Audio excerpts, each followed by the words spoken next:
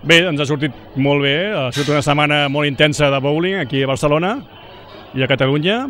i ha acabat amb una gran final de 3 monstres del bowling actual i bé, al final ha guanyat un, clar, no podien guanyar tots 3, però tots 3 tenien capacitat de guanyar. Brian Bosch va guanyar fa 2 anys aquí, o 3, en Dominic Barrett s'ha quedat moltes vegades a les portes i en Gabriel Bruggen, que és un històric, no havia arribat mai a les finals i finalment se l'han portat. Vol dir que, bueno, la veritat és que el nivell s'ha notat l'experiència en les finals i, sorprenentment, quasi tenim una noia al final també, que la Nina Flack, que al final per molt poc no ha pogut entrar, però bé, estem molt contents, la participació molt alta,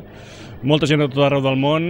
a més la difusió que estem fent també per televisió, tant per TV3 com per Eurosport, com pel web de Bowling Cat TV, què més volem, no? Ens ha sortit perfecte i ara pensàvem a l'any que ve. Hem tingut una quantitat d'aconteixements entre la Copa Federació, que també l'hem donada per televisió, 2 bilaterals, Catalunya contra Amèrica i Catalunya contra Europa, i finalment la ciutat de Barcelona, 32 edició, i amb els millors jugadors del circuit europeu aquí, no? Què més volem? La veritat és que hem tingut molta sort de tenir aquí a Bowling Pedralbes també aquesta activitat tan interessant.